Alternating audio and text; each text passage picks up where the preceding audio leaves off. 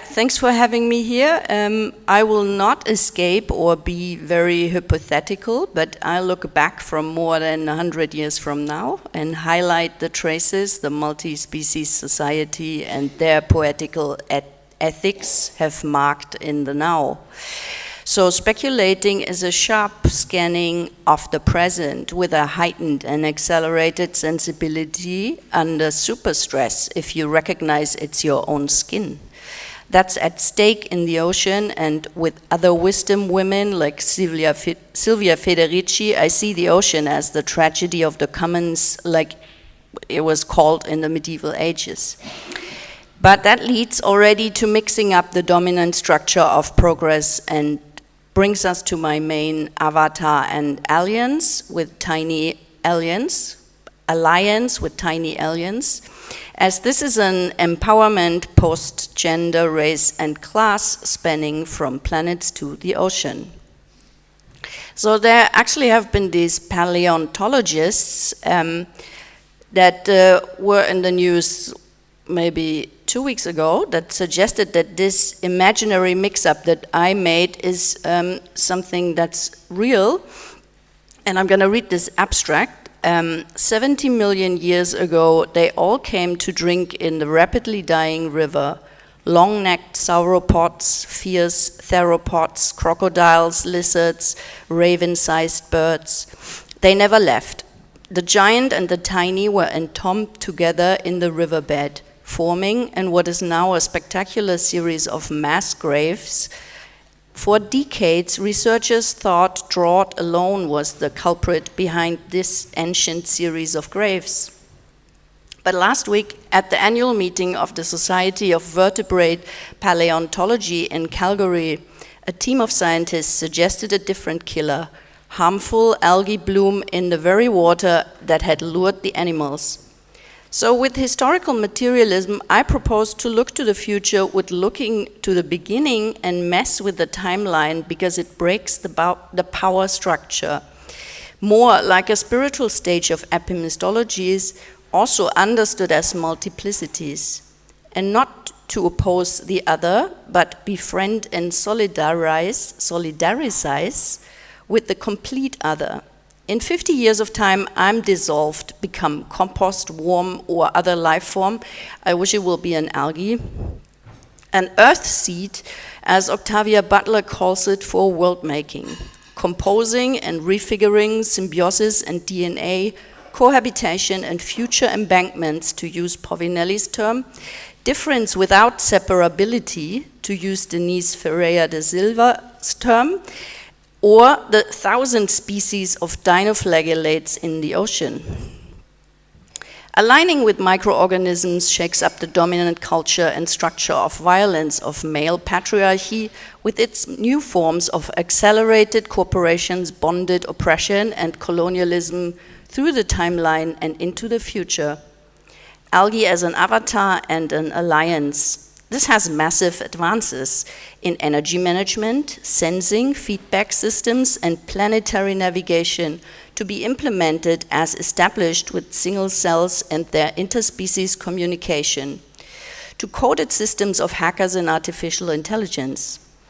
Based on taking bioluminescence as an example of a fieldwork and a context where the natural world and the natural community is subjective and constituted by the way we look at it, microscopes, satellites, collective histories, and narration. It's a magic phenomenon of the ocean and the coastal areas that should alarm and make us all pay attention to the many invisible and the clustered, very visible forces of microorganisms that keeps this planet alive. In general, a call for recognizing the interconnectedness and networking of the human and the non-human, and the material as well as the immaterial of complete otherness. From these single cells organized in clusters in many marvelous ways of reproducing and timeliness or being beyond time, what can that actually be? We are wondering in our limited scope because we can't think out of time. But they could show us some tricks. They can actually cyst for some time and then reproduce either photosynthetic or in a sexual way to their spiritual powers ascribed to them by the ancient communities against the colonial oppression. In fact, from a modern science perspective, advanced in multiple ways, and I just want to highlight a few here. Mastering a make-your-own energy ability, the glow is produced through a chemical reaction based on protein called luciferase and used in neurobiology, neuroscience, and neuroplasticity. Secondly, a living touchscreen prototype. In a way it functions, the agitated water, let's say a swimming fish or a human, triggers the dinoflagellate cell to flash by the imparted mechanical stress. Any mechanical stress of sufficient magnitude, such as the forces in waves, surge, or by swimming animals, including us, triggers the luminescence and clusters the cells in a glow. The theory most consistent to explain this is the interspecies communication, what marine biologists call the burglar alarm, showing an awareness of this brainless, speedy microorganism of their connectedness with more than their own species and communicating, something that we don't have achieved. Making it look like magic and otherworldly other at the same time while actually being based on an ability that lies also far ahead of humans, which have to torture Gaia, extract and exploit the planet for sources of energy based on oil. Not to speak of immersion, which they can actually get as a lesson in virtual reality if you swim in the glow. Apart from their way more advanced energy management and creation compared to 2,000 years of technological development of the human species, I suggest to learn and study them for our own sake as much as we can, and with Rachel Carson and Silvia Federici, there is no time to waste. Depression is a luxury we cannot afford anymore. In its core, the special and spatial realities that we're dealing with are relational ones, and you can only understand them in terms of the complex networks that make them what they are. So any kind of relatum, whether we're talking about a social fact or a cultural meaning or even an actor in a network theory, is the product of the relationships that make it. In our endless worship of the individual and the nuclear family, we have slightly forgotten this interconnectedness with living and non-living matter being crucial. As in 100 years, single cells and critters have shared with us, or at least with some of the human species, the secrets of life, and some of us have grasped some insight into these feedback and sensing mechanisms, tactile and algorithmically precise.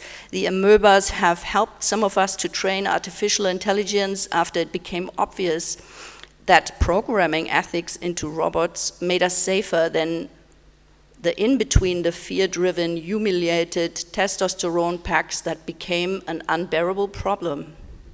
This is a scaffold to understand multi-species interaction based on, for example, interspecies relations and communication.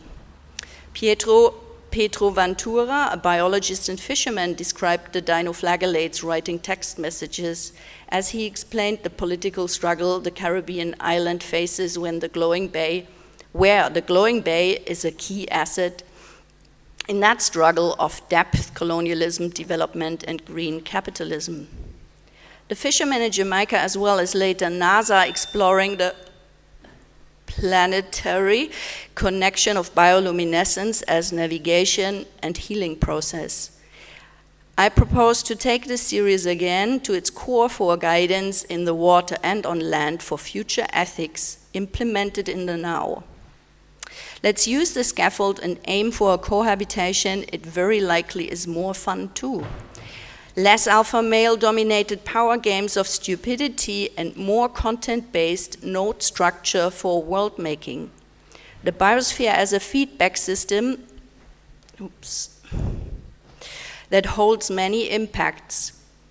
But this system belongs in turn to other geological, atmospheric, chemical systems that have their own dynamics, not always negative feedback, but also positive feedback and geometric acceleration. It has been understood after embracing the otherworldly other that toxins in dinoflagellates and other algae bloom were weapons and shelters, as research has shown that some of the toxins used were successfully introduced in healing cancer, which Jerry, the fisherman that I'm going to show some parts later, turned into a tourist guide, can recall from his grandmother and his spiritual ancestors. Some of this might seem like storytelling, and it is, but there are facts to it, and it's used to be a counterfactual and to open the possibilities to other narratives implemented and fused with code and planetary orientation. Science fiction and the counterfactual is not just a funny inspiration for some fancy art events proposed, it is a political tool and a weapon. The counterfactual and the what if in 50 years, not we, but some of us and a massive amount of algae will look back to this now and recognize that there was a lot of misunderstanding and non-understanding. Like in my favorite, oh no, I should change the slide. Like in my favorite, that's actually called The Arrival, which probably some of you know.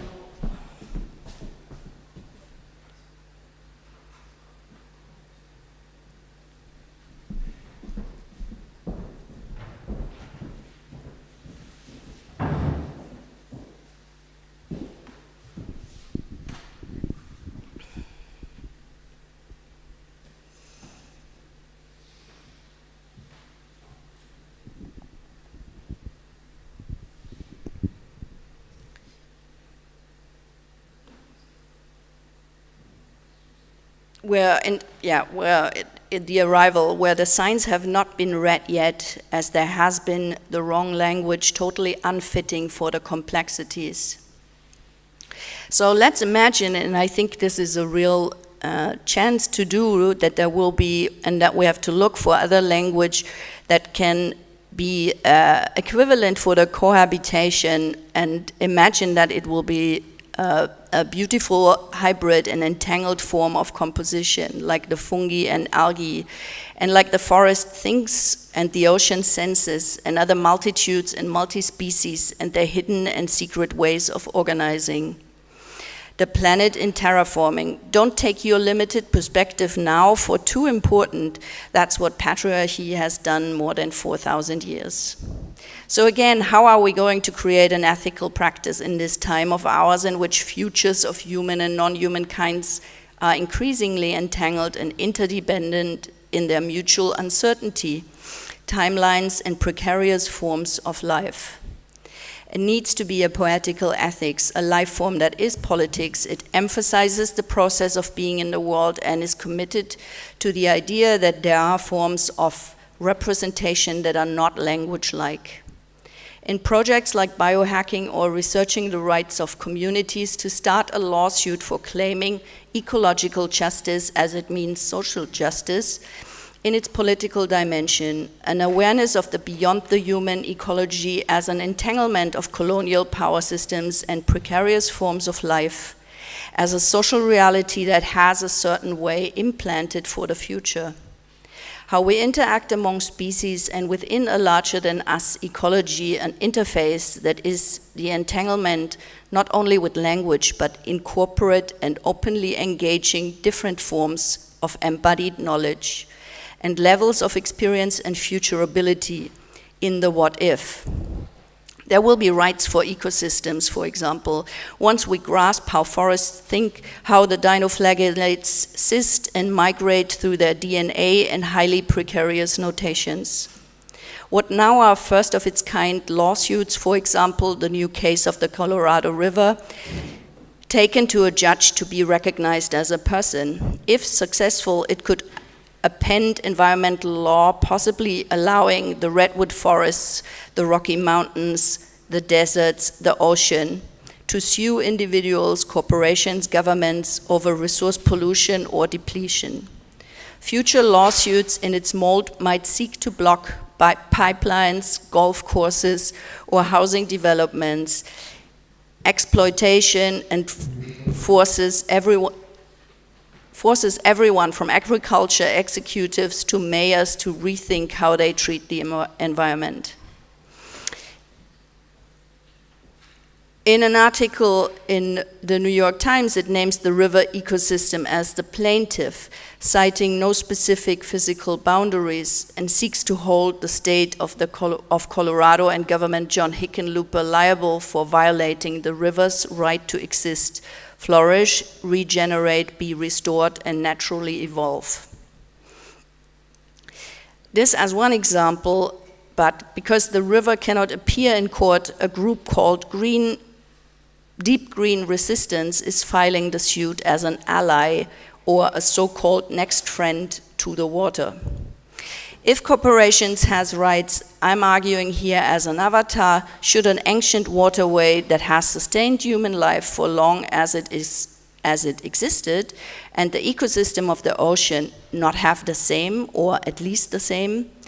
Imbuing rivers with the right to sue or the ocean is argued would force humans to take care of the water and their surrounding coastlines, that they will have to accept that this is what they need for survival. And it's not a pie in the sky, again quoting the New York Times, but it could also be said by the dinoflagellates, it's pragmatic. Thanks for your attention.